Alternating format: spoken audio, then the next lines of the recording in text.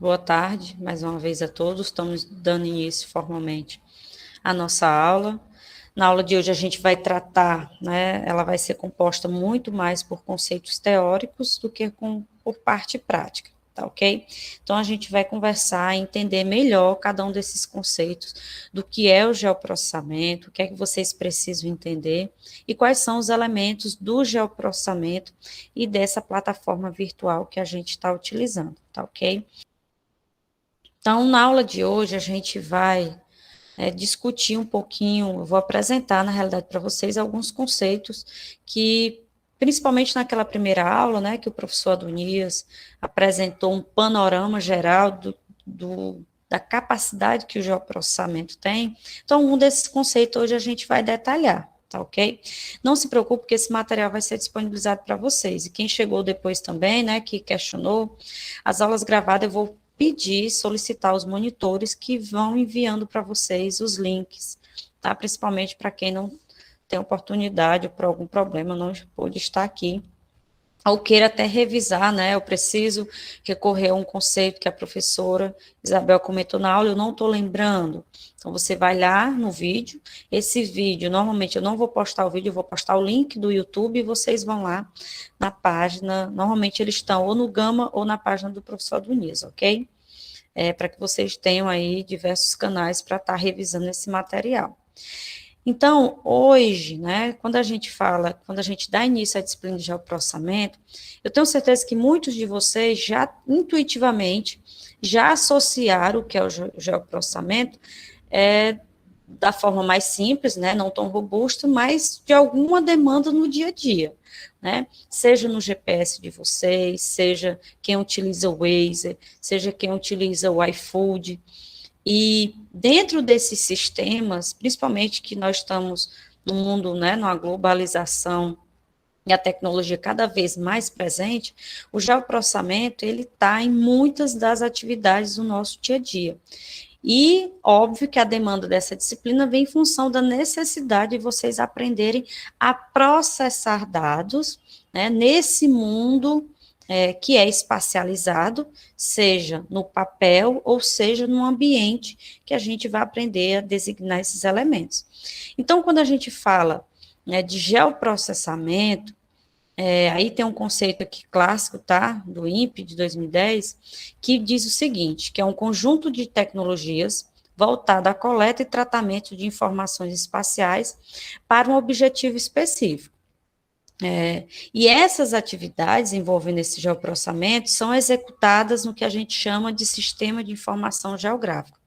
Então, vocês vão escutar o conceito geoprocessamento, que nada mais é uma área da geomática, tá?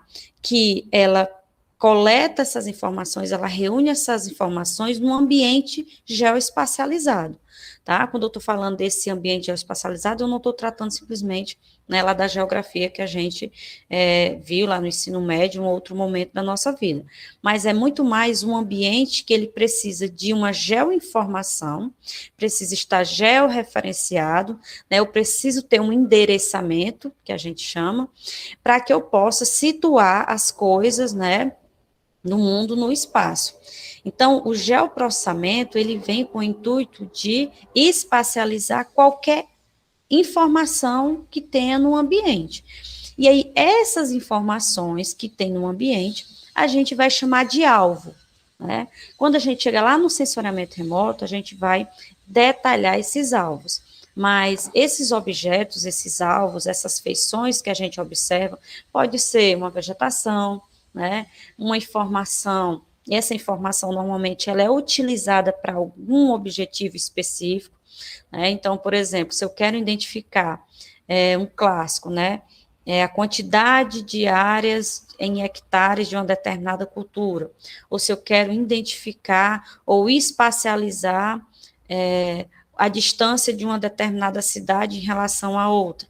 Isso, quando eu trago essas informações para o mundo virtual, elas precisam ter um endereçamento, tá? Elas precisam estar espacializadas, ok? E quando eu coleto e processo essas imagens e transformo ela numa informação muito mais simplificadas, eu estou tratando isso num ambiente SIG.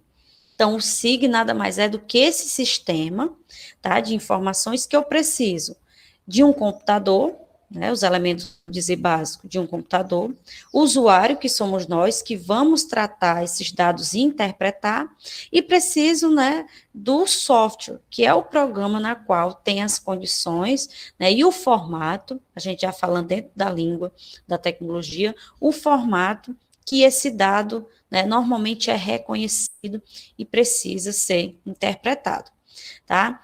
Então, o sistema de geoprocessamento, como definição, é destinado ao processamento de dados referenciados geograficamente, desde a sua coleta, e aí eu vou fazer uma observação importante para essa coleta.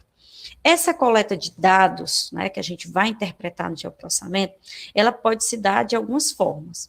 Ou vocês vão em sites que têm essas informações plotadas, né, seja no mapa, seja numa carta, seja numa tabela no Excel, e aí um exemplo muito clássico é os dados do IBGE, do censo, que eu posso pegar essas informações, ou é um dado que eu vou lá na página da FUNSEMI, ou lá na página da COGE, e aquisito, faço a coleta desses dados, né, porque eles já estão prontos, alguém já teve o trabalho de fazer essa coleta e dispor ele num formato mais acessível para mim, ou, né, nós, como especialistas, como profissionais, vamos, em algum momento, ter a necessidade de ir com um equipamento, né, que identifique essa espacialização, esse ponto, né, essa localização no espaço e coleta essa informação. Então, muitos de vocês vão ter a oportunidade de precisar ir em campo e fazer a aquisição desses dados, a coleta desses dados, tá? O que não vai acontecer na nossa disciplina, porque todos esses dados, os monitores e nós, professores, já temos o cuidado de dispor para vocês. Então, essa pasta que vocês têm acesso, né, acredito que alguns de vocês tiveram curiosidade e foram, né, vasculhando um pouco as pastas, vocês veem que tem muitas informações, né, desde rios, informações hidrográficas, informações de solos, de pluviosidade. Então, são informações que a gente coletou, né, em alguma plataforma, ou mesmo alguns alunos nossos que foram desenvolvendo, e a gente fez questão de trazer aqui para vocês. Então, a nossa disciplina, nós vamos disponibilizar. Em algum momento, nós vamos indicar essas plataformas, esses sites, tá? Para que vocês façam o cadastro nessas plataformas. Normalmente, esses dados são gratuitos, mas vocês precisam, principalmente quando eu estou falando de imagem de satélite mais à frente, vocês vão precisar se cadastrar no site da NASA para fazer a coleta, a aquisição desses dados, ok? Ou sites que simplesmente vocês não precisam fazer nenhum cadastro, eles estão facilmente disponíveis, né? É só clicar lá em download e esses arquivos são disponibilizados para vocês. Então, esse sistema, né, vai desde a sua coleta até a geração de saídas. Nesse ambiente de geoprocessamento, né, nesse SIG, nesse sistema que a gente vai aprender a utilizar, vocês vão ver que sempre a gente vai pegar uma informação, né, interpretar no primeiro momento, vai processar esse dado, e esse dado ele vai sair de uma outra forma, né? Ele pode sair do mesmo formato, com algumas informações adicionais, ou ele pode sair num formato, né, que graficamente ou de forma gradual, né, a gente vai aprender esses termos, ela também representa uma informação no espaço, ok? Então, quando a gente fala de saída, sempre a gente vai tratar com arquivos de entrada e de saída, ok? Então, todo o processo que a gente for desenvolver, a grande maioria deles, que a gente for desenvolver no QGIS, vocês vão precisar informar qual é a pasta, né, qual é o diretório que vocês vão salvar esse arquivo que vai resultar no seu objeto final de interpretação, ok? sempre assim. A pasta de coleta de entrada de vocês é a pasta que o monitor, né, que o Márcio disponibilizou para vocês. Então, o que é que eu recomendo já para dar início à nossa disciplina, e para que as coisas fiquem organizadas, principalmente no desktop, no computador de vocês. Essa pasta que vocês baixarem, ou os arquivos, vão dispondo numa pasta, né, na qual vocês tenham esse arquivo, né, uma subdivisão desses arquivos de entrada, e uma outra pasta que ele seja disponibilizado para esses arquivos que forem pós-processados, para que futuramente, quando vocês precisarem recorrer a esse arquivo, seja de entrada ou saída, vocês saibam fazer a busca de forma mais eficiente. Quando a gente está trabalhando dentro desse ambiente, né, de SIG, do QGIS, a gente sempre precisa deixar as coisas organizadas, porque existe uma quantidade de dados, né, bem significativa que é gerados, ok? Então, isso é uma dica que eu dou para que a gente possa aí levar a nossa disciplina e para que futuramente vocês vão em busca, seja desses dados de entrada ou de saída. Quando a gente chegar lá na prática, eu vou mostrar para vocês algumas, né, dicas que a gente vem vivenciando, seja o QGIS, ou seja o ArcGIS, que é um outro software, né, que tem aí as mesmas funções do QGIS, mas ele é um software pago, né? Ele não é um software livre, então existe muitos institutos ou empresas que trabalham precisam fazer a aquisição da licença, que a licença hoje do ArcGIS está em torno aí de R$ 10.000 anual. Então, esses programas, né, eles têm uma dificuldade do ponto de vista de acesso. Então, existem algumas dicas do ponto de vista de salvar nomes, né? Assim como alguns outros arquivos que vocês acreditam tenham vivenciado. Então, não é interessante que vocês coloquem símbolos, né? Vocês não tratem com muito espaçamento, que vocês não coloquem acentuação, para que não ocorra um erro, tá? Nesse processamento de arquivo de saída, ok?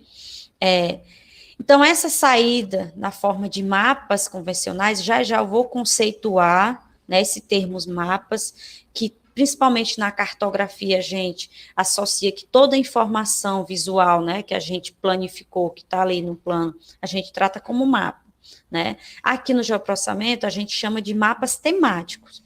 Então, mapa temático é porque esse mapa, ele tem um tema, tá, na qual ele está expressando. Exemplo, se eu quero apresentar informações de geologia do município de Fortaleza. Então, eu vou apresentar, né, um mapa convencional na qual vai estar, por meio de cores, né, ou de algum tipo de símbolo, no caso da geologia, a gente associa a cores, a geologia do município de Fortaleza. Então, esse é um mapa temático geológico, ok? Então, eu posso ter mapas temáticos geológicos, né, de solos, de pluviosidade. Então, esse tema está relacionado à informação que eu estou apresentando ou que eu preciso interpretar, ok? Posso ser por meio de relatórios, tá? Arquivos digitais e outros formatos que ao decorrer da disciplina a gente vai aprender. No final de tudo, a informação que vocês vão gerar é com o intuito de facilitar a vida do leitor. Mas no mundo SIG, isso não está expresso, né, por cores. Cada cor daquela associado a uma célula, né, ou ao dado especificamente, ele está em forma numérica. Tá? Existe uma relação daquela cor que eu estou, né, representando, por exemplo, um determinado tipo de solo, existe um código, um número que está distinguindo o que é aquele solo A daquele solo B.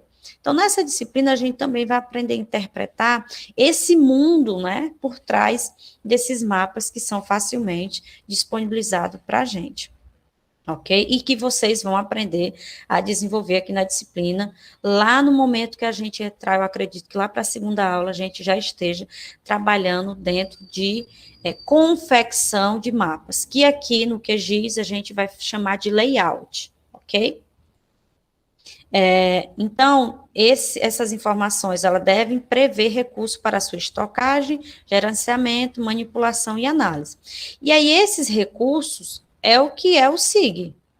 Então, para eu estocar essas informações, eu preciso dispor de um hardware, né? Eu preciso de um computador que armazene esses meus dados. Eu preciso de um gerenciamento, tá? Seja por meio de como eu vou gerenciar essas informações, bem como o programa especificamente que tem um formato adequado para apresentar e reconhecer esse meu tipo de dado, seja ele vetorial, matricial, que eu vou detalhar mais à frente. Manipulação e análise. Então, essa manipulação e análise, eu estou falando de vocês, né? Então, essa manipulação e análise é o usuário que faz. Então, a informação está ali, você olha, processa, aplica a função que o QGIS tem disponível, e aí, no final, você tem um gerenciamento dessa informação. Então, esse ambiente, né, que é o SIG, né? O que é o SIG? É o Sistema de Informação Geográfica, tá? Geographic Information System, é um sistema computacional destinado ao manejo espacial dos dados. Isso é um conceito, né, relativamente antigo e que permanece até os dias de hoje. A denominação espacial indica que a localização espacial dos dados é conhecida. Então, se eu tenho, né, um conjunto de dados, que eu tenho uma informação, uma localização geográfica, quer dizer que qualquer local daquele meu mapa que eu clique ou que eu tenha conhecimento, ele tem uma informação geográfica, né, um endereçamento. E esse endereçamento, normalmente, ele se faz, né, por meio de latitude e longitude. O que é a latitude e a longitude? Nós teremos uma aula mais à frente só de sistemas de coordenadas, tá? Então, existe, além desse sistema geográfico, né, que todo mundo em algum momento já viu falar, né, lá no ensino médio, quando a gente aprendeu o que é latitude, o que é longitude, que nada mais é do que a união de duas informações, né, são ângulos, na qual elas duas vão me dar um ponto, então vão me dar um posicionamento, uma localização geográfica do dado. Então, quando eu tenho aquela camada, aquele mapa temático, se eu estou tratando um ambiente SIG, obrigatoriamente eu tenho um sistema computacional e aquela localização ela está, né, espacializada. Existe uma localização geográfica, ok? Então, quais são as outras definições? Vocês fiquem bem atentos a essas questões de introdução, porque tudo que eu estou falando a partir de agora, né, faz parte do relatório de vocês. Então, próxima semana eu já vou demandar, né, hoje ao final da aula, até amanhã, eu já vou abrir uma atividade no SIGA, para que vocês, né, tenham até a próxima semana para postar esse material. Tá? Então, o relatório, vocês vão falar um pouco, né, do que é o geoprocessamento, vão fazer aí uma revisão, uma discussão sobre isso, né, conceituar, e na sequência, se a gente tiver a parte prática, vocês também têm que descrever, tá? Então, é pertinente que a gente faça essa troca e que vocês tirem o máximo de dúvida possíveis, tá? Então, outras definições, né? Uma coleção de software, hardware, dados geográficos e pessoal com o objetivo de capturar, armazenar, atualizar, né? Esse atualizar, principalmente quando você tem um projeto antigo que eu preciso inserir uma formação nova ou atualizada, é uma coisa que a gente sempre chama atenção no geoprocessamento, é que muitos arquivos que vocês têm disponíveis, né, por exemplo, essa parte que a gente disponibilizou para vocês, à medida que o tempo vai passando, algumas dessas informações são atualizadas. Muitas vezes, um novo tipo de levantamento em uma escala diferenciada foi realizada, ou um outro tipo de dado é necessário inserir ali, ou um exemplo bem clássico na área de vocês. Eu posso ter um delineamento, um buff das áreas de APP de um determinado rio, Rio Jaguaribe, né, que é um rio de grande importância aqui para o nosso Ceará.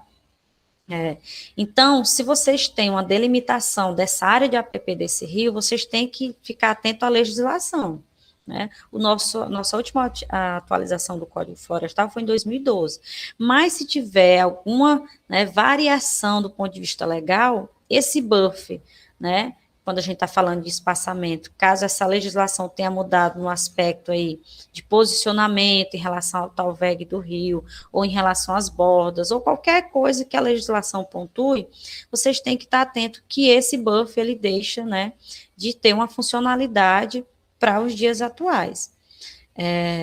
E a gente vai ter a oportunidade de discutir outras questões de atualização. Então, sempre, é até um termo que a gente usa muito de geoprocessamento, não confiem cegamente nos dados que vão ser disponibilizados para vocês. Aqui na disciplina, a gente sempre toma cuidado, e aqui é uma questão didática. A gente vai tratar um arquivo de rios, né, ou de bacias hidrográficas, uma questão muitas vezes ilustrativa, tá bom? Para que vocês aprendam a interpretar, mas algumas dessas informações podem ou devem ter sido atualizadas e vocês precisam ficar atentos, tá ok? Isso vai depender também da demanda profissional que vocês possam ter.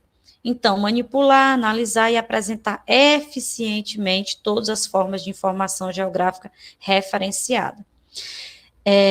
Esse referenciamento no ambiente do SIG, tá? Exclusivamente no QGIS, a gente vai aprender a modificar, a inserir um tipo de sistema de coordenada, para que vocês tenham uma fácil identificação e interpretação de como essa informação geográfica referenciada está sendo enviada para vocês.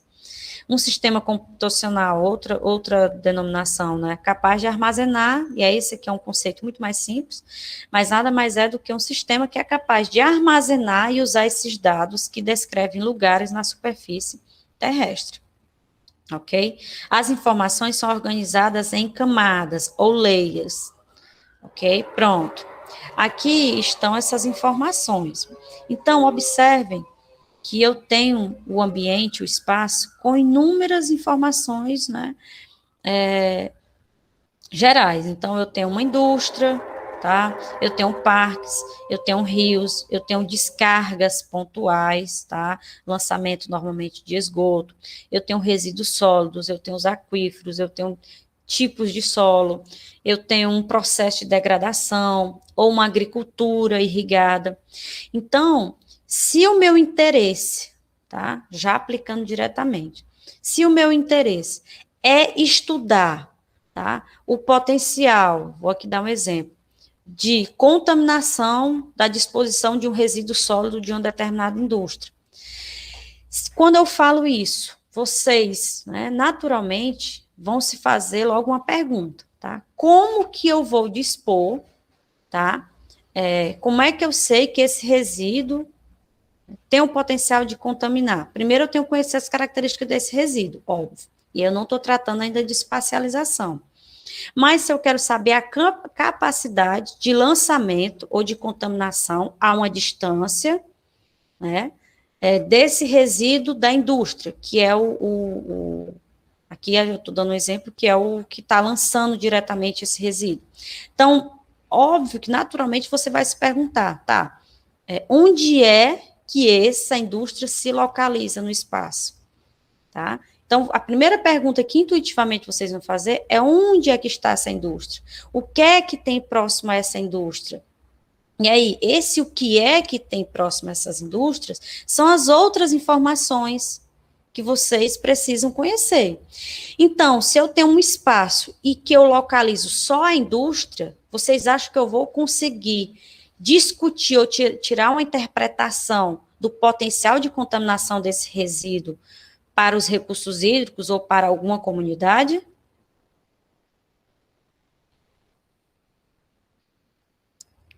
O que é que vocês acham no momento que se eu tenho uma localização geográfica só da indústria, eu consigo, né, tirar uma interpretação associada a uma outra informação do espaço, por exemplo, a hidrologia?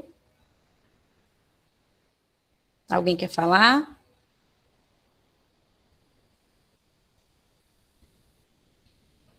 Tá, mas você consegue. Mas para eu conseguir, Juliana, eu preciso de quê? Eu tenho aqui a espacialização da indústria. Se eu te der, né, um mapa só com a indústria, tá? Você vai conseguir afirmar que existe um potencial de contaminação para os rios, se eu não te apresentar onde é que está posicionado esses rios? Não, não é? Então, observem que essas perguntas é onde começam a demandar a utilização de outras camadas. Então, imagine, né, nesse espaço aqui, que não tivessem essas informações aqui, eu tivesse só a indústria. Então, a indústria é uma camada que está me dando aí informação de urbanização, né? Ou pode ser por uma identificação muito pontual, né? Eu estou ali posicionando a indústria. Se eu quero discutir esse potencial, né, de disposição de resíduo sólido no ambiente, e a gente sabe que isso está muito mais atrelado à questão dos resíduos no lançamento do solo, né, dos corpos hídricos, de alguma comunidade que esteja em torno, eu vou precisar de outros temas. Quais são esses temas? É a hidrologia. Então, eu preciso vir aqui, ó, espacializar a hidrologia desse ambiente. Eu preciso espacializar, né, posicionar, né? É como se aqui, né, imagine na cabeça de vocês, eu começasse a aparecer aqui todas essas outras informações. Então, é hidrologia, é topografia, é uso dos solos, são os tipos de solos, distritos, ruas, parcelas.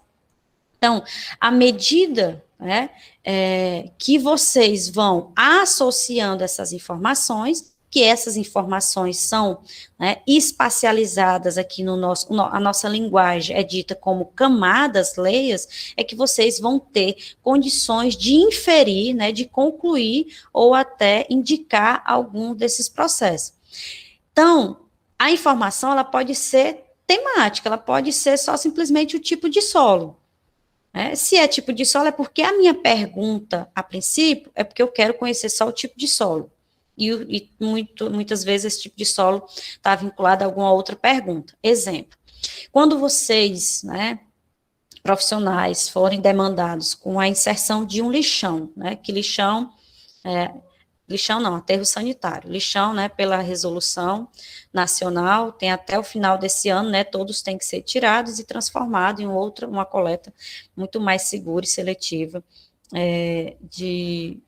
porque o lixão especificamente a céu aberto é um processo de degradação e contaminação significativo. Então, até o final desse ano é necessária a retirada, né, o fechamento de todo esse tipo de disposição de lixo a céu aberto. Então, tem que ser um aterro.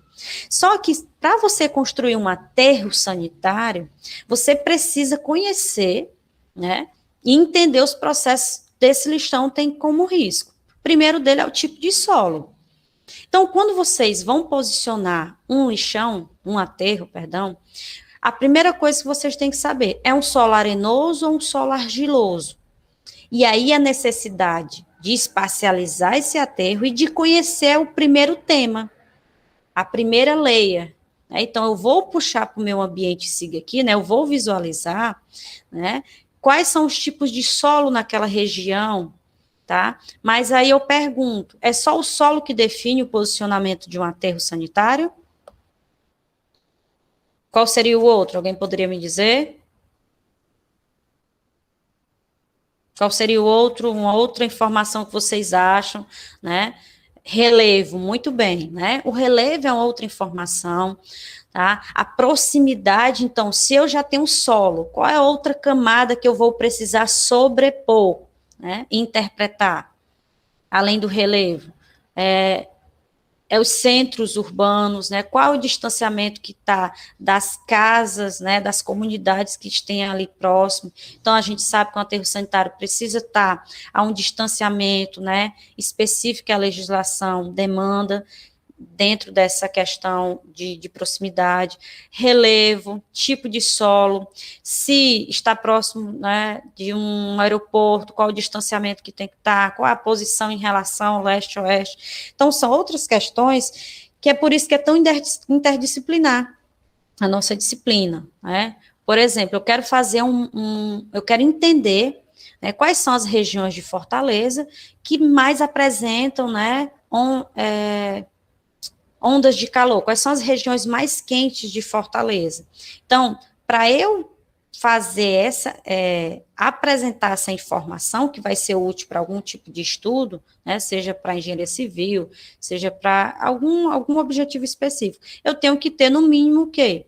a camada de posicionamento, de localização de Fortaleza, o mapa, preciso ter os bairros, tá? Preciso ter as informações de temperatura, então a temperatura também é uma camada temática, e aí eu vou, né, sobrepondo até o ponto, até o momento que, dentro da minha pergunta de pesquisa, né, eu consiga, por meio do geoprocessamento, né, somar essas camadas para que, ao final, eu tire uma conclusão, ok? Então, vocês estão percebendo que essa junção de camadas, ela pode ser das perguntas mais simples.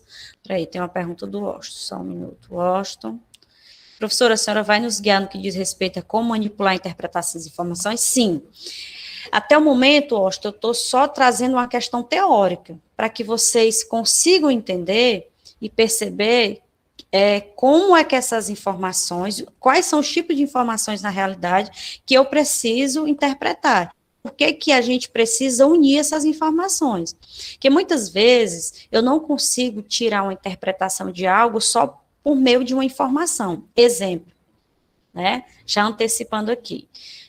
Eu quero fazer um mapa de susceptibilidade dos solos de Fortaleza ou de uma área rural ao processo erosivo.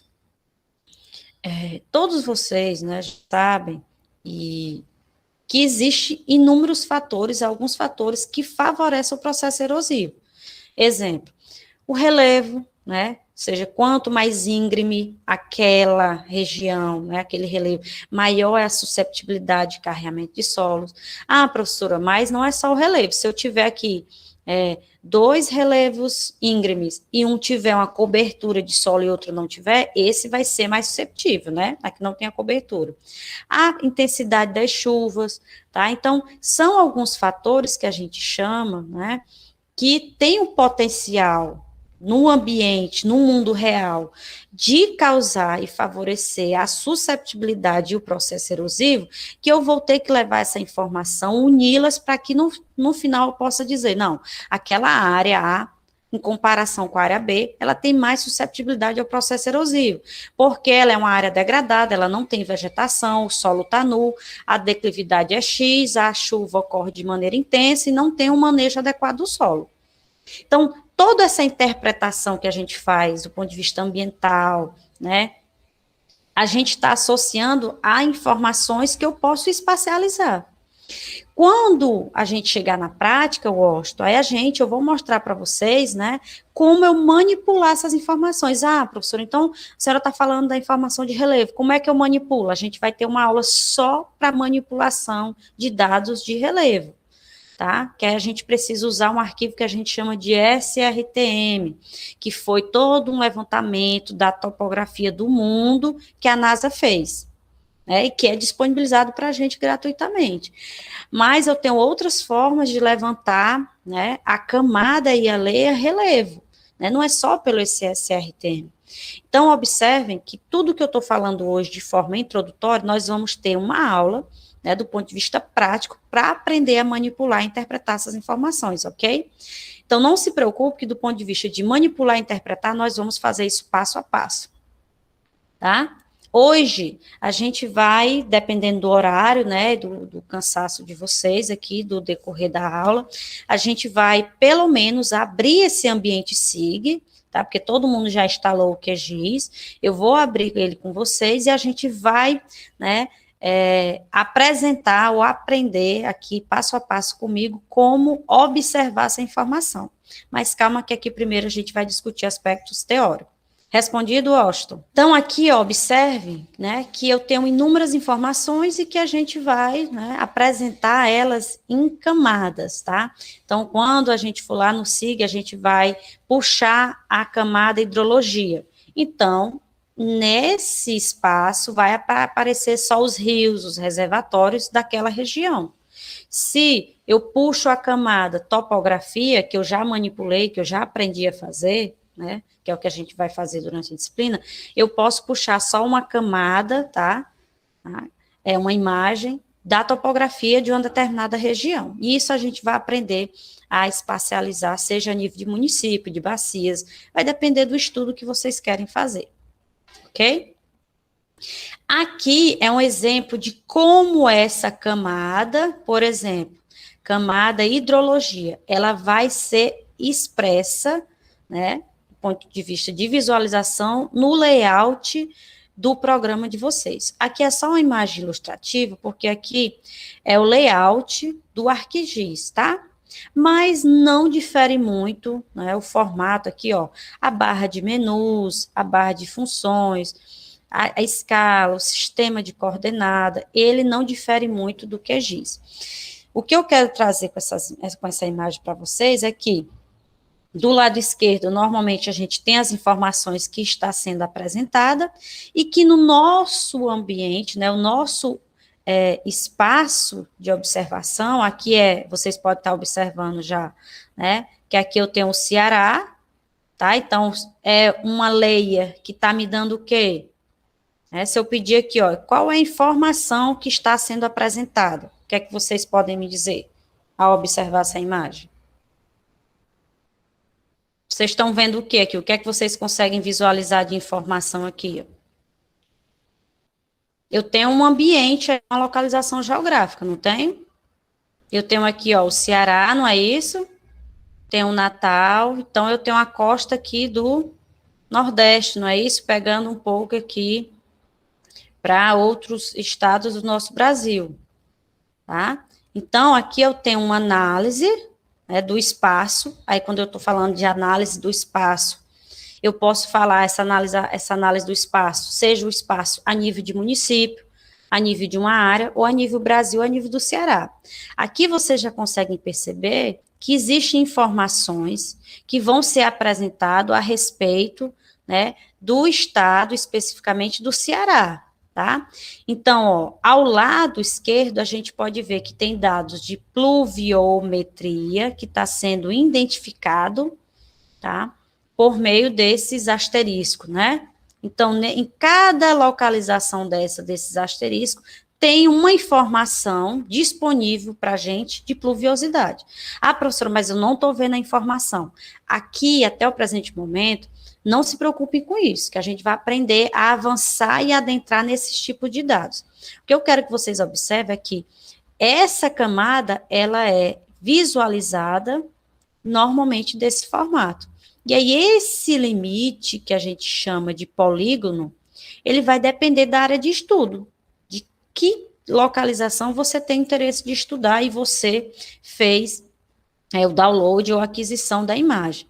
Então, a gente tem aqui especificamente o estado do Ceará, né, com informações de pluviosidade, e aí aqui uma outra informação que não está facilitando muito a visualização, é o polígono das secas. E os vértices, tá? Mas a grosso informação, você tem aqui o estado do Ceará com informações de pluviometria.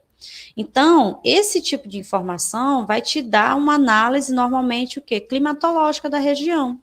Então, professora, mas eu consigo fazer essa análise climatológica anual, mensal, semanal, diária? Pode. O que é que vai te facilitar, né, ou favorecer a você manipular e fazer uma análise espacial climatológica diária ou semanal? É que a coleta desse dado, se eu quero fazer uma avaliação semanal, eu tenho que fazer uma coleta desses dados semanais de pluviosidade e dispor no meu programa, ok? Ok? Então, dando continuidade, esse tipo de análise climatológica, né, que se a gente tem pluviometria, eu consigo fazer uma análise pluviométrica daquela minha região, né? Climatológica, a gente vai precisar de outros tipos de informações, de outro complemento, mas aqui é simplesmente, né, em relação à pluviometria dessas regiões aqui, ó, que estão pontuados. Se eu quiser, por exemplo, vou dar um zoom aqui, se eu quiser fazer uma análise pluviométrica por meio dessa leia, dessa região aqui, ó, desse município no Ceará, eu não consigo fazer. Por quê? Porque nesse município aqui não tem nenhuma informação de pluviometria, ok? Então, aqui é só para que vocês tenham uma visualização de como vai ser esse ambiente SIG que nós vamos trabalhar. Então, isso daqui nada mais é do que um sistema de informação geográfica, né, manipulado, processado no software, no caso aqui o ArcGIS, mas a gente vai usar o QGIS. Isso daqui são alguns elementos do SIG. Então, a gente vai ter desde sistema de manejo de dados, processamento de imagem, geoestatística, né? Geoestatística hoje é uma linha do geoprocessamento que está avançando muito no levantamento de tipo de dados. Deixa eu voltar à observação que eu estava fazendo. O primeiro tipo de estudo a nível de estatística, né? De levantamento de dados, de geoprocessamento feito, foi um estudo, eu acho que vocês já ouviram falar. Primeiro levantamento, mapeamento, que quando a cólera, tá? Que é uma doença que surgiu, que muitas pessoas estavam morrendo, e aí começou-se a necessidade de saber por que aquela doença estava aparecendo e qual era o principal fator dessa doença. E aí, né, um pesquisador da época pensou, tá, para nós conseguirmos entender por que a cólera está avançando tanto, ele se fez a pergunta, né, quais eram as regiões que tinha mais casos de cóleras.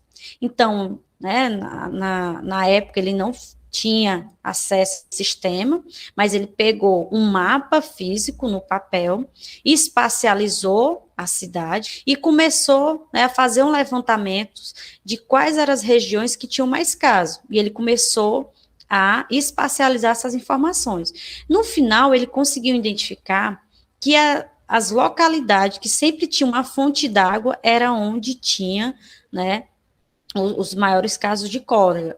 Então, como vetor, né, a água, ele conseguiu na época associar uma informação, né, tão importante, e aí se você consegue entender qual é o foco, então você tem como agir, né, e gerir aquele problema de forma eficiente. Assim como tem vários estudos com focos de dengue, né? Então, os primeiros casos de dengue, quando surgiram, começou a ter uma preocupação de onde eram as localidades, quais eram os pontos que mais tinham foco de dengue. Normalmente está associado onde tem, né, locais onde estão abandonados, então você tem uma localização, ou até mesmo condições, bairros onde você não tem uma condição sanitária adequada, não tem esgotamento sanitário. Então, são essas informações do espaço que você começa a associar para tirar uma informação útil. E, normalmente, gente, essa informação, né, seja ela estatística ou não, ela vai te dar um levantamento de dados que vai te auxiliar, muitas vezes, numa gestão, ok? Modelagem de superfície de contorno, a gente vai ter uma aula mais para frente só de como aprender a modelar, interpretar esses dados. Estatística em geral, né, seja, eu quero saber qual quantitativo, quantos casos de Covid tem nos bairros de Fortaleza.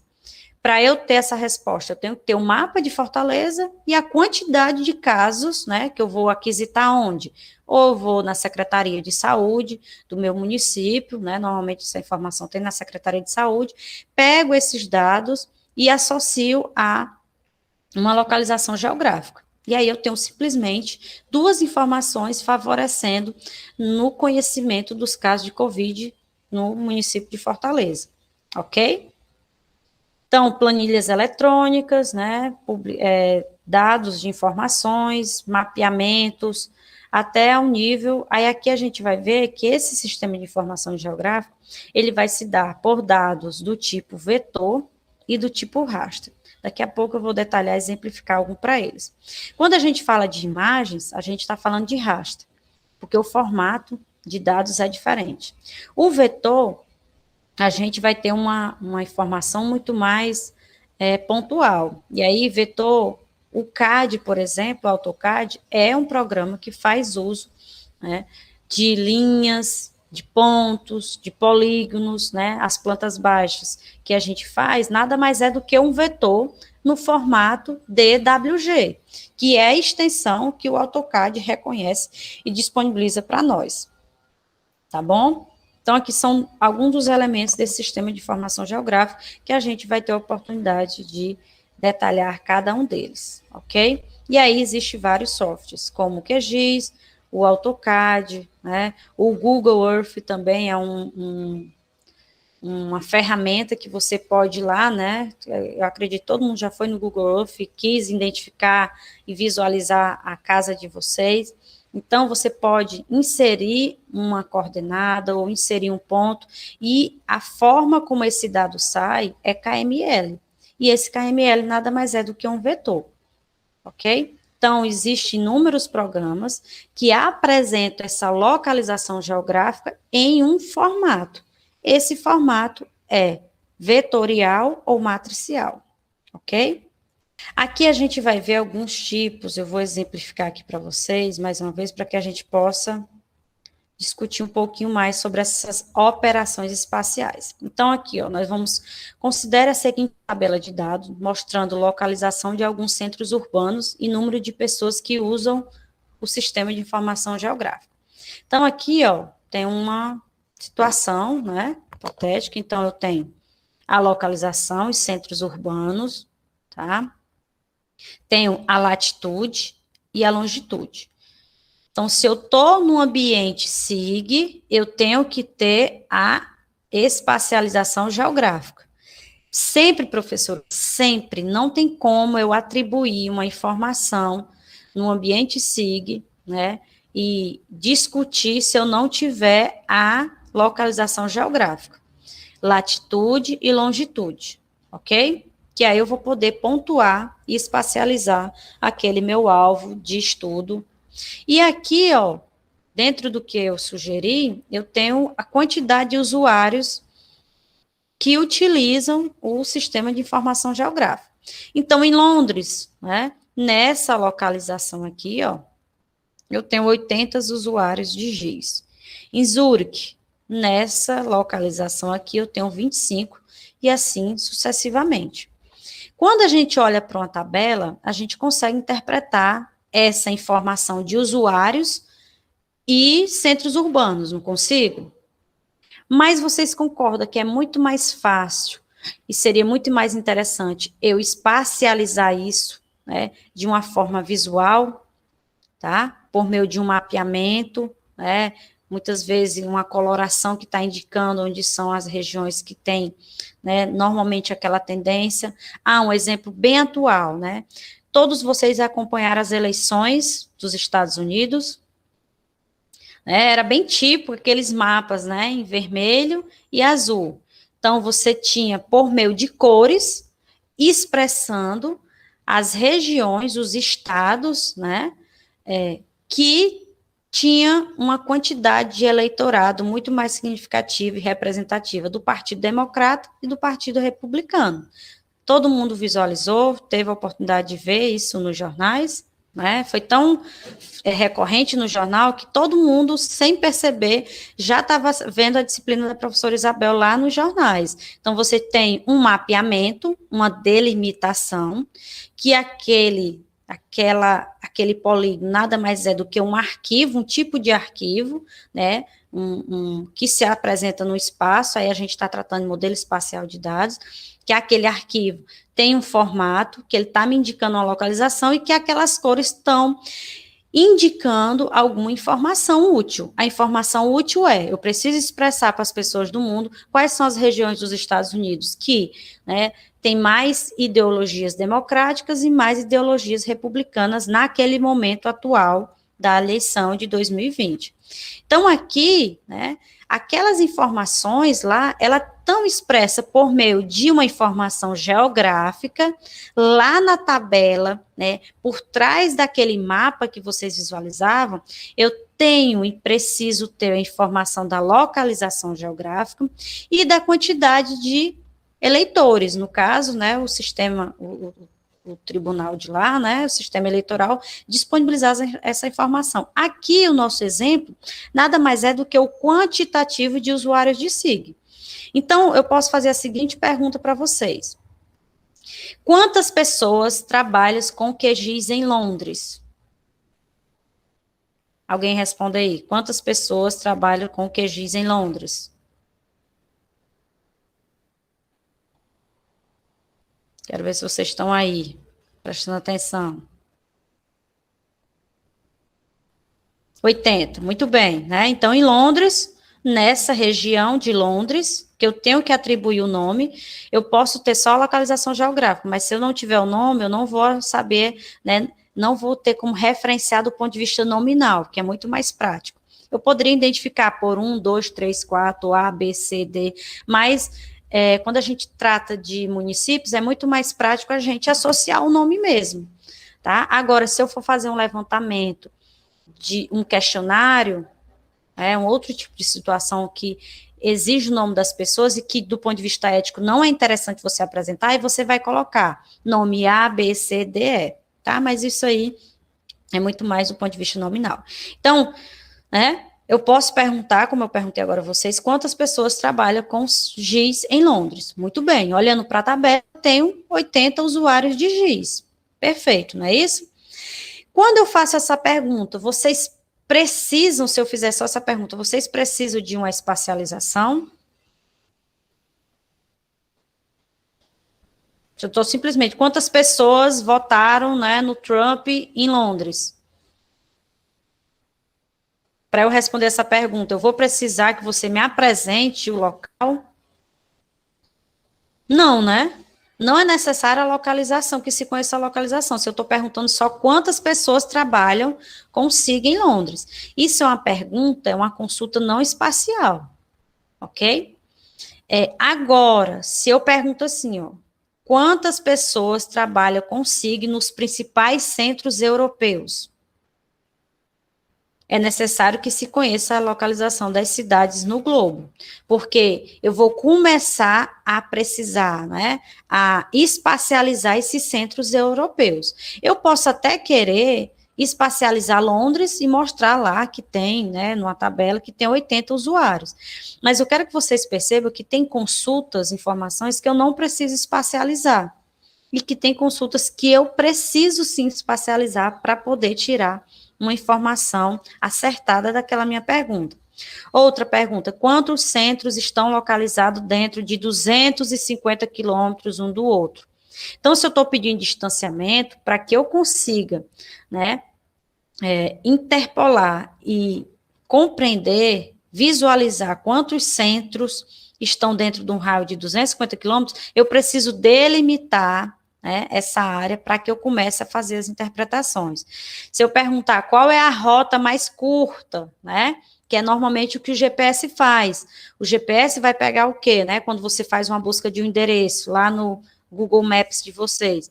Você vai dar o início, o final, tá? Você vai dar duas localizações, e aí ele vai te dar todos os caminhos possíveis, não é isso que o Google Maps faz? E ele ainda vai te dar qual que chega mais rápido. Então, essa pergunta tem a demanda de me dar uma localização inicial, uma final, e as rotas, para que as rotas sejam apresentadas. Ok? No QGIS, a gente vai apresentar, vai interpretar esses dados em tabelas e vai aprender a levar esses dados tabelados para um formato, de mapas, ok? Vamos lá, associando dados. Diferentes tipos de dados presentes em um arquivo, separados, Então, quais são esses arquivos separados? Que eu falei mais agora há pouco, É a hidrologia, é o tipo de solo, é o relevo. Então, eles são separados e a gente pode associar e transformar em uma única camada. Aí ele deixa de ser um mapa temático, com tema só de solos, com tema só de geologia, com tema só de hidrologia, e passa a ser um mapa que representa e tem a união de várias informações. O que eu sempre oriento os alunos é que vocês têm autonomia de unir esses arquivos, mas tomem cuidado para que essa união de arquivo não fique um mapa confuso, para que vocês não associem diversas informações e que outra informação não seja fácil de visualizar, tá ok? Então, vamos aqui, uma primeira camada. Então, aqui nada mais é do que uma layer. Alguém saberia me dizer o que é que essa layer está indicando? Vocês conseguem tirar alguma informação daqui? O que é isso aqui? O que é que esse polígono aí está me dizendo? Quem é que arriscaria dizer aí? Muito bem, é o mapa do Ceará. Então, eu já tenho uma localização geográfica. Pronto, As macro-regiões, a divisão do estado está dizendo. Não é a divisão dos municípios, como vocês falaram aqui, é o estado do Ceará, tá? Ó. E eu tenho algumas macro-regiões. Essas macro-regiões, elas estão informando alguma coisa. Se eu não conheço, eu normalmente não vou acertar que tipo de macro-região é essa. Mas quem trabalha com, né, os recursos hídricos, ao olhar rapidamente ele já associa essa informação, que nada mais é do que as regiões, né, hidrográficas do estado do Ceará. Então, essa informação, né, que são as bacias hidrográficas do estado do Ceará, eu tenho de fácil acesso esse arquivo, que a gente chama ele de shape. Isso é um shape do estado do Ceará. A partir de hoje, vocês vão dizer assim, eu estou fazendo uma interpretação, uma visualização do shape do estado do Ceará, na qual, nesse shape, está representando, né, porque isso aqui é uma representação, não existe fisicamente essa delimitação, né? Essa delimitação aqui, ela é ilustrativa para que faça essas divisões do ponto de vista administrativo, né, dos recursos hídricos do estado do Ceará, tá? Então, aqui eu tenho um shape do estado do Ceará, indicando, representando as bacias hidrográficas do estado. Professor, onde é que eu tenho acesso a esse shape? No arquivo que eu mandei para vocês já tem. Mas, professor, eu quero saber onde é que eu faço a busca desse shape da bacia hidrográfica do estado do Ceará. Na Secretaria dos Recursos Hídricos, né? Hoje, facilmente, os veículos, né, de comunicação, você consegue facilmente, até com um colega, mas a fonte dessas regiões hidrográficas, né, a fonte aí principal, e é uma coisa que vocês têm que ficarem atentos, porque todo mapeamento que vocês forem realizar, todas informações que vocês precisarem plotar nesse mundo SIG, vocês têm que citar a fonte. Então, normalmente, os tipos de levantamento de solo, um exemplo, ou a FUNSEMI que fez e tem disponível e fez aquele levantamento. Então, você tem que citar a fonte. A fonte não é você que fez o mapa, né? Você fez o mapa, mas você utilizou informações do IBGE, ou do SRH, ou da FUNSEMI, né? Ou até mesmo, professor, mas eu posso fazer um mapeamento que é meu? Pode. Aí você vai ter que ir em campo e aquisitar aqueles dados. Vou ter que fazer um levantamento topográfico, ou vou ter que medir a pluviosidade e trazer essa informação para uma tabela. Entendido até agora, gente? Estão conseguindo aí acompanhar essa importância dos conceitos de geoprocessamento, o que é o SIG, até chegar a essa representação de dados? Vamos lá. Então, eu tenho aqui, ó, a bacia, né? Para que a gente comece também a se familiarizar. Muitas vezes a gente fica ali só no automático, e esse é o momento da gente conhecer um pouco melhor o nosso estado. Então, do ponto de vista de regiões hidrográficas, nós temos Coreaú, Acaraú, Litoral, Curu, Bacia do Parnaíba, Metropolitana, que é a nossa, né, onde está Fortaleza, Banabuiú, o Médio Jaguaribe, o Alto e o Baixo Jaguaribe. Elas, né, onde contempla o percurso do Rio Jaguaribe, que nasce lá na Serra do Tauá e deságua onde? Quem é que sabe onde é que o Rio Jaguaribe deságua? Tenho certeza que todo mundo já foi lá, mas alguns não sabem onde é que deságua o Rio Jaguaribe. Onde é a foz do Rio Jaguaribe? Não, o Rio Jaguaribe deságua no Fortim, tá, gente? Isso é para que vocês nunca mais esqueçam onde, né, alguns de vocês devem ter ido em Fortim, na Barra ali, na foz do Rio Jaguaribe, ali depois de Aracati, Itaiçaba e Fortim. Isso, João Evangelista, tem Aracati, só que não é Aracati especificamente, né, porque você tem Aracati e Fortim vizinhos, a foz dele é exclusivamente, né, onde tem um encontro da água doce com a água do mar, é no Fortim, tá? É um local muito interessante para que vocês possam conhecer, ok? Então, nós temos aqui a identificação dessas bacias. Eu posso tanto colocar o nome, como eu posso identificar, tá? Então, nós temos 11, não é isso? E, além dessa informação nessas bacias, eu posso inserir um outro tema, uma outra temática. Eu quero discutir, professora, aqui, ó, por meio dessa tabela, a precipitação média. Qual é a precipitação média da bacia metropolitana? A gente sabe que a precipitação média da região litorânea ela é muito maior, né, em comparação com, né, as regiões mais dos sertões, do central, do Inhamuns, até do Médio Jaguaribe, do Alto Jaguaribe. Então, isso que eu estou falando é porque, de alguma forma, eu vivenciei, mas vocês podem fazer, né, interpretar essas informações por meio de um lançamento dessas informações no ambiente SIG.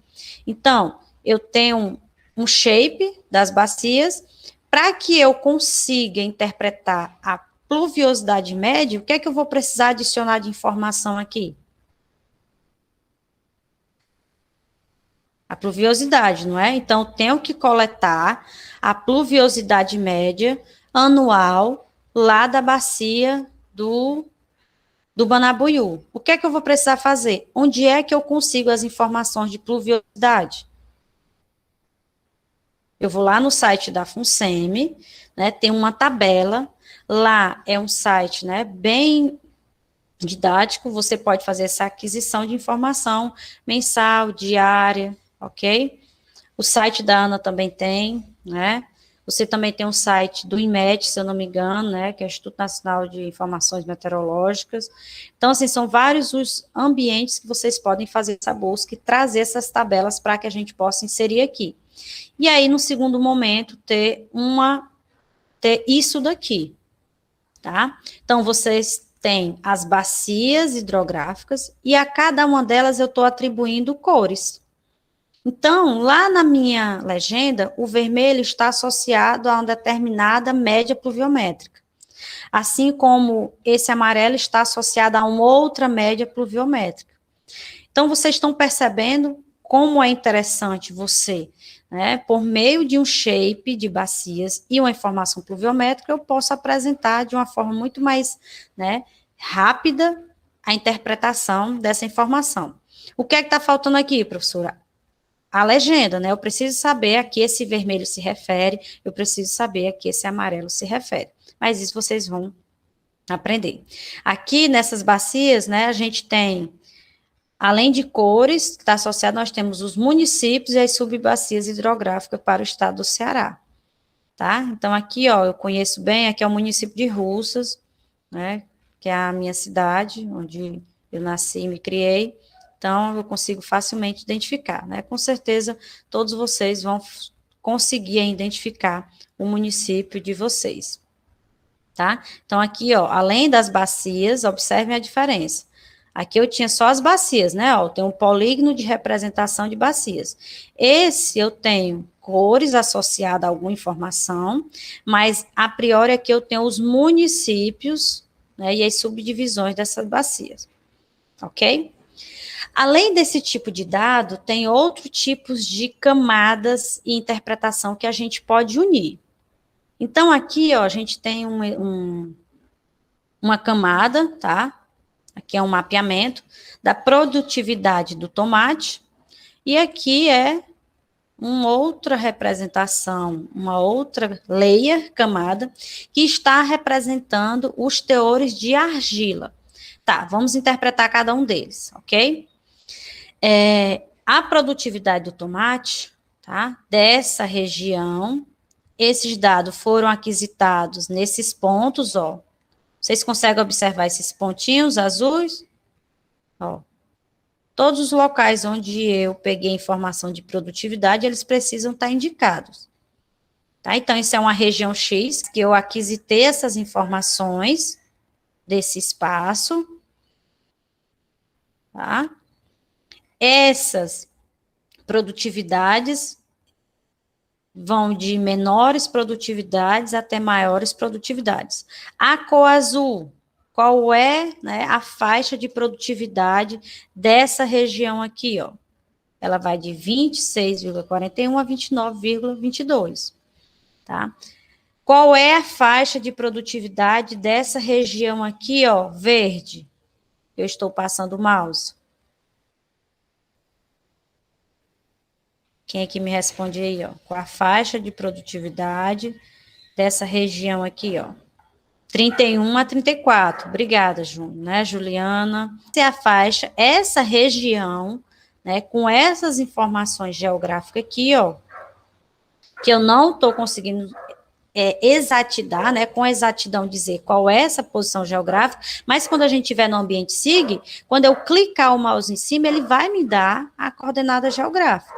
Porque a priori aqui eu não quero apresentar a posição geográfica, eu quero apresentar simplesmente o quê? A produtividade do tomate nessa localização geográfica. Entenderam? E assim sucessivamente, até regiões onde essa produtividade é significativa, né? Elas são superiores aí a 37,27. E qual é o momento que eu posso associar essa informação a isso?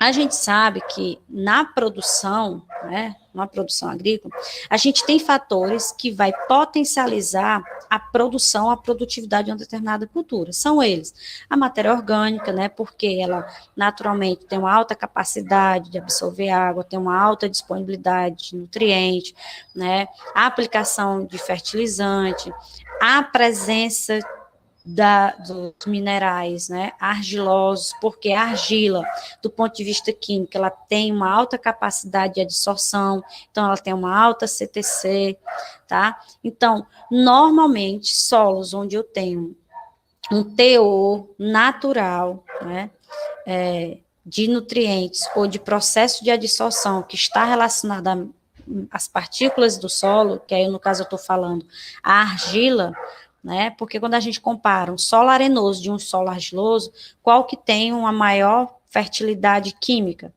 É o solo argiloso, naturalmente.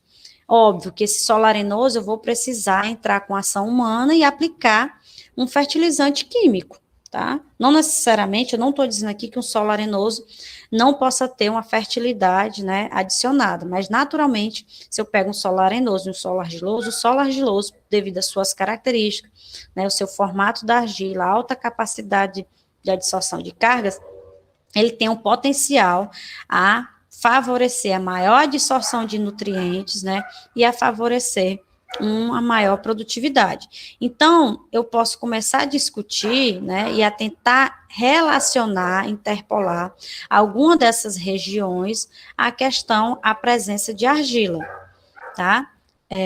E aí são informações que elas podem se complementares. Óbvio que algumas delas não necessariamente vão responder diretamente à produtividade. Se elas não respondem, né, se vocês estão com um mapeamento que essa argila, essa matéria orgânica não vão responder essa produtividade, aí é o papel do pesquisador. Então, se não é a matéria orgânica, no caso aqui, não é a argila diretamente, que vai estar favorecendo essa produtividade, o que seria? Óbvio que a produtividade está relacionada a diversos outros fatores da produção agrícola, né? Aqui eu estou só tratando como um exemplo e para que vocês consigam entender que a produtividade, né, pode ter uma relação e pode ser explicada pela presença de argila. Vamos aqui interpretar bem rapidinho esse mapeamento de argila. Então, eu tenho argila de superfície, né, com menores teores até maiores teores, ok? E aí eu posso, sim, sobrepor essas camadas e fazer uma interpretação do meu espaço. A nível de SIG, né, tem alguns elementos aqui que vocês vão aprender e precisam saber que são obrigatórios, então eu tenho que ter, no momento que eu tenho um mapa temático desse, eu tenho que ter o título, a legenda, né, a escala, e essa escala a gente chama de gradiente, tá? É uma escala de cores. Eu tenho a escala e a rosa dos ventos. Então, são elementos obrigatórios no SIG. Que momento eu vou fazer isso, professora? Né? Quando a gente entrar lá em layout, vocês vão ter que desenvolver e aprender, né, a manipular e a fazer um layout desse, tá? Um mapeamento desse tipo. Ok? Então, aqui, ó, eu tenho uma figura 6 na qual está relacionando, né, produtividade e teor de argila. Isso é muito utilizado, tá, na agricultura de precisão. Hoje, a agricultura, né, o avanço da tecnologia tem favorecido um aumento, né, uma melhoria, uma eficiência dos recursos que são aplicados nos solos. Então, hoje a gente tem áreas, gente, a nível até de Nordeste, que você tem lá uma máquina, né, um implemento agrícola, que ele tem aqui acoplado a ele um sistema de posicionamento, um GPS, né, que foi plotado no seu sistema. No momento que ele chega em uma área na qual a deficiência de nutrientes, né, a quantidade de nutrientes demandada é maior, ele automaticamente, esse implemento, vai mudar todo o seu sistema e aplicar muito mais fertilizante naquela área. Isso é o que a gente chama de agricultura de precisão. É aplicar, dado a variação do espaço, né, eu tenho uma área de 100 hectares, existe uma variabilidade de relevo, né, de tipo de solo, de quantidade de argila, de quantidade de matéria orgânica, e quando eu vou aplicar um fertilizante, eu preciso aplicar ele de forma eficiente, o que normalmente a gente faz uma média para a área e aplica a mesma quantidade. A agricultura de precisão, associada com o geoprocessamento, facilita essa eficiência melhor de aplicação. Eu vou aplicar mais onde tem menos, naturalmente, e vou aplicar menos onde a demanda é menor, tá? A gente tem outros tipos de levantamentos desses dados que vocês vão ver, que eu vou apresentar para vocês ao longo da disciplina. Agora, a gente vai falar um pouquinho, né? Quais são as perguntas que um sistema de informação pode responder, dentro lá daquilo que a gente discutiu no início. Localização, o que existe em, né? Então, essa é uma pergunta que normalmente está associada à localização. O que é que existe naquela região? O que é que existe naquela bacia, né? Que tem uma característica muito mais rural? O que é que existe naquela bacia hidrográfica que tem uma característica muito mais urbana? Tá? E como é que isso vai ser localizado, espacializado? O que existe num local particular ou numa área? O que é que existe, né, nas APPs do Rio Jaguaribe? É para existir alguma atividade? Não, né, porque é uma área de proteção permanente. Então, será que o geoprocessamento facilita eu identificar esse tipo de informação? Facilita, né? Quais são as áreas de carcinicultura que estão instaladas em determinada região, que não estão de forma regular, como diz a legislação? Tem como eu espacializar e identificar? Tem. Então, as perguntas que eu posso responder a priori é de localização, tá? Qual a prestação média anual da bacia do Banabuiú? Então, eu posso localizar e apresentar na bacia do Marabuiú qual a prestação média. Aí eu vou precisar de duas informações. O polígono, né, a delimitação da bacia do Banabuiú e a prestação média da chuva ali. Então, vamos lá, aqui voltando para o GIS. Então, eu posso responder questão de localização, que é a principal, né, eu preciso ter uma informação georreferenciada. A condição, então, se eu quero saber, né, qual é o processo, onde é que está localizado numa determinada região, o maior processo de disposição de resíduo. Então, você está em busca de entender onde está aquele elemento. Então, você precisa quantificar o elemento. Um outro exemplo, diferente do que está aqui, né? Por exemplo, aqui eu tenho localizar uma área desmatada no mínimo 2.000 metros quadrados e que esteja no máximo a 100 metros de uma rodovia e com solo em condições para construir um prédio. Então, isso daqui vai responder à condição daquele ambiente. Naquela área, eu vou em busca de uma condição de área desmatada, numa condição que eu estou especificando, né? Eu preciso entender aquilo ali. Outra coisa, né, é quando eu preciso posicionar ou entender a quantidade de derramamento de óleo, né, de um determinado atividade. A gente viu também, foi muito recente, o caso de derramamento de óleo, né, que até hoje não se tem um parecer efetivo de quem foi, mas você tem uma localização e você tem uma condição. Existe uma região ali, uma área que foi fortemente afetada por aquelas, né, lamas que foram dispostas nos oceanos e chegando à costa brasileira. Outra questão são as tendências. Então, qual é a tendência, né? Quais são as mudanças dos elementos estudados deste período? Né? Outra condição que eu lembrei agora é a questão da salinidade, né? Qual o processo de salinização que ocorre em uma determinada área nos perímetros irrigados, tá? E aí você tem, aqui no caso de tendência, você tem uma tendência ao aumento e quais são as áreas que são mais susceptíveis ou não àquele processo de salinidade. Óbvio que nem sempre uma área precisa ter susceptibilidade para ela desenvolver um processo de salinidade, né? Lá nos estudos das agrárias, a gente sabe que simplesmente o mau uso e o manejo inadequado do solo, eu posso tornar uma área que não tinha naturalmente concentrações elevadas de sais, ela vai desenvolver. Eu posso ter uma área que não tem essa susceptibilidade e que vai, em função do manejo inadequado, de uma irrigação mal programada, de uma quantidade de fertilizante mal manejada, desenvolver esse processo. Outras coisas são os padrões, Qual o padrão espacial existente? Essa questão do padrão está relacionada com quais são os fatores considerados na resposta a essas questões. Por exemplo, a ocorrência de uma determinada doença nas proximidades de uma indústria, É muito daqueles exemplos que eu falei do padrão, das proximidades da cólera com as fontes hídricas. Quantas anomalias existem que não seguem um determinado padrão e onde elas estão localizadas? A ocorrência de determinadas doença. Então, a gente está falando de perguntas que diz respeito ao padrão. Tá? Modelagem de simulação. Aqui, essa modelagem é interessante, que a gente vai ter a oportunidade de ver na disciplina. E ela está muito relacionada a partir de uma quantidade de dados que eu tenho, normalmente, de uma grande quantidade de dados a um determinado período, eu posso simular e gerar um cenário. Isso se chama modelagem. Então, esse tipo de informação, ele vai responder a seguinte pergunta: o que aconteceria se? Tá? E aí você precisa de um conjunto de dados, até ele fala aqui, muito mais complexos. Um exemplo aqui: o que acontecerá se a substância tóxica X penetrar no lençol freático? Qual seria a distribuição após 3 anos?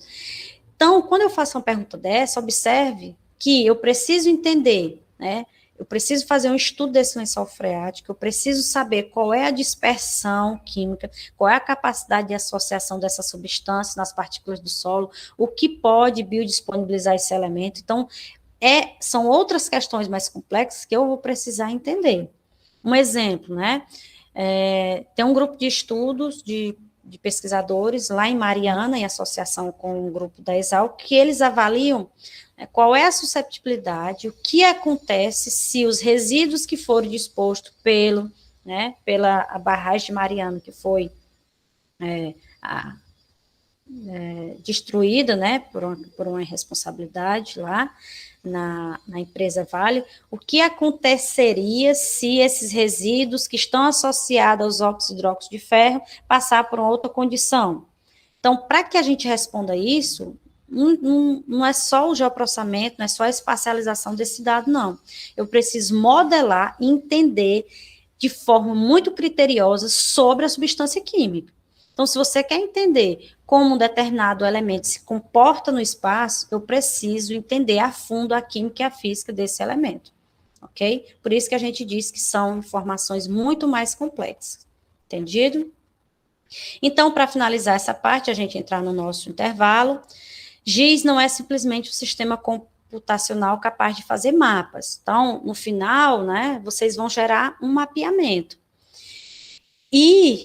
Mas não é só isso. Esse mapa, ele precisou de que vocês entendam desses elementos, desses temas a fundo, e que vocês associem eles de forma a gerar uma informação útil, clara, e que por meio delas você possa, de fato, concluir ou inferir sobre uma determinada coisa, ou um objetivo específico. Então, o GIS é um instrumento de análise, e uma dessas vantagens é tornar possível a identificação de relações espaciais entre outras características mapeadas, ok? Então, eu vou encerrar aqui a gravação, tá? E aí nós vamos para o intervalo.